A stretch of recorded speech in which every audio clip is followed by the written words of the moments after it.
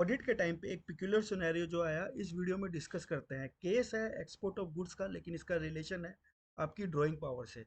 Friends, इसके लिए हम सबसे पहले एक टर्मिनोलॉजी समझते हैं, इंड एस 115 रेवेन्यू रिकग्निशन का। इंड एस 115 कहता है कि जब रिस्क एंड रिवॉर्ड ट्रांसफर हो जाते हैं तभी रेवेन्यू रिकग्नाइज किया जाता है। एक्सपोर्ट जो है वो दो तरीके से हो सकता है, एक एफओबी जहाँ पर आपको इंडियन कस्टम पोर्ट तक ही गुड्स देना है, उसके बाद में जो फॉरेन वेंडर है उसकी रेस्पॉन्सिबिलिटी हो जाती है। सीआईएफ में ऐसा है कि जहाँ पे कस्टमर का लोकेशन है वहाँ तक गुड्स रिसीव होने चाहिए। ड्राइंग पावर एक कंसेप्ट होता है जो इंडियन इंडस्ट्री जितनी भी है वो सब ड्राइंग पावर के बेस पे ही चलती है। बेसिकली होता क्या है कि आपकी जो वर्किंग कैपिटल की लिमिट सैंक्शन हुई है उसके बेसिस पे आपको ड्राइंग पावर की लिमिट मिलती है। और ये जो ड्राइंग पावर है ये कैलकुलेट होता है आपका इन्वेंट्री और रिसीवेबल को ऐड कर क्रेडिटर को लेस करके। अब इस सिनेरियो को समझते हैं कि क्या प्रॉब्लम हम लोगों ने फेस किया। 20 मार्च को गुड्स शिप हुए एक्सपोर्ट के लिए और सीआईएफ कंडीशन थी, कस्टमर जो था वो यूके बेस्ड कस्टमर था। फ्रेंड्स, यहाँ तक ठीक है।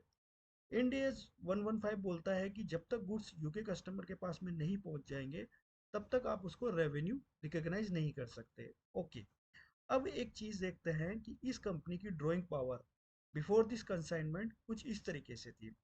इसके पास इन्वेंट्री 1 करोड़ रुपए की थी, रिसीवेबल 2 करोड़ के थे और क्रेडिटर 50 लाख। तो अगर इसका नेट ऑफ करके देखें तो 2.5 करोड़ की इसकी वर्किंग कैपिटल थी। उसके ऊपर 90% इसको ड्राइंग पावर मिली हुई थी। यहाँ तक ठीक है। गुड्स 28 मार्च को जैसे ही ऑर्डर आया, जैसे ही गुड्स शिप के एक्सपोर्ट के लिए शिप हुआ, तो क्या हुआ कि ये जो एग्जाम्पल है कंसाइनमेंट की वैल्यू 1 करोड़ ही थी, तो ये इन्वेंट्री जो है 1 करोड़ रुपए से रिड्यूस हो गई। बिकॉज 115 बोलता है कि जब तक यूके कस्टमर के पास में गुड्स नहीं रीच हो जाएंगे तो कोई भी रेवेन्यू रिकग्नाइज नहीं होगी। तो मार्च मंथ में रेवेन्यू रिकग्नाइज नहीं, रेवेन्यू अगर रिकग्नाइज नहीं हुई तो रिसीवेबल भी इंक्रीज नहीं हुए। अब इस केस में हुआ क्या कि ये इन्वेंट्री जो है ये तो रिड्यूस हो गई, रिसीवेबल 2 करोड़ के रह गए, क्रेडिटर 50 लाख के रह गए। तो इसका मतलब जो मेरी वर्किंग कैपिटल है वो 1.5 करोड़ ही रह गई। 1.5 करोड़ पे अगर मैं डीपी कैलकुलेट करूँ तो 1.35 करोड़ रुपये का इसका ही मेरा ड्राइंग पावर रह गया। जबकि मैंने सेल्स कर दी है, सेल्स कर दी है रिसीव, लेकिन बिकॉज सेल्स कर दी है, लेकिन बिकॉज 115 के अकॉर्डिंगली वो सेल्स नहीं है।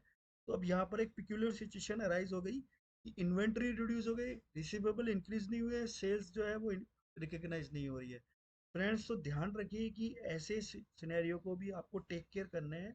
आपको केवल अकाउंटेंट ही नहीं बनना है, आपको उसका एक कदम आगे जाके बढ़ना है। क्योंकि अगर ये ड्राइंग पावर 2.25 करोड़ से 1.35 करोड़ ही रह जाती है तो आप ध्यान रखिए कंपनी में फाइनेंशियल एक, मैं बोल सकता हूँ कि प्रॉब्लम आना स्टार्ट हो जाएंगी। बिकॉज कंपनी क्या होती है, सब प्रोजेक्शंस पे चलती हैं, और अगर इस तरीके का मिस्टेक हम लोग कर दें, इन चीज़ों को ध्यान नहीं रखें, तो कंपनी का जो फाइनेंशियल कंडीशन है वो खराब हो सकती है। इस केस में क्या हुआ कि फिर हम लोगों ने डिस्कस किया सीएफओ के साथ में। तो उन्होंने क्या किया कि इसमें एक बिल ऑफ लैंडिंग होती है, जब पोर्ट से गुड्स एक्सपोर्ट बाहर जाता है, भारत की सीमा के बाहर जाता है, तो बिल ऑफ लैंडिंग होती है।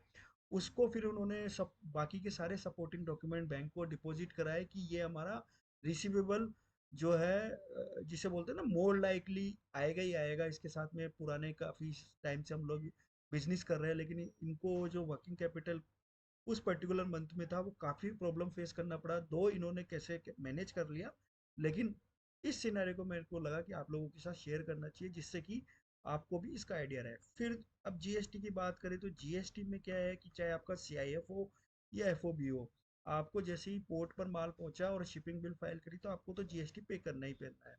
इस केस में क्या होगा कि जीएसटी में आपका वो एक्सपोर्ट माना जाएगा, लेकिन बुक्स ऑफ अकाउंट्स में एक्सपोर्ट नहीं माना जाएगा। तो ये जीएसटी 9C का रिकन्सिलेशन का पार्ट बन जाएगा। अब ध्यान रखिए कि किसी रीज़न से गुड्स वापस आ जाता है, किसी भी रीज़न से, तो आपकी बुक्स में तो सेल्स होगी ही नहीं। अब जब आपने एक बार एक्सपोर्ट पे आईजीएसटी पे कर दिया तो ऐसा नहीं है कि उसको क्रेडिट नोट इशू करके आप नलिफाई कर दो। आपको या तो उसका जो है रिफंड क्लेम करना पड़ेगा या किसी अदर वे से उसको टेक केयर करना पड़ेगा। तो ये एक पूरा प्रैक्टिकल सिनेरियो था, पिक्यूलियर सिनेरियो था। कभी कभी एक्सेप्शंस आते हैं, लेकिन ये सब आपको ध्यान रखना है। वीडियो अगर अच्छा लगा तो लाइक शेयर सब्सक्राइब करें। जय हिंद, जय भारत, धन्यवाद।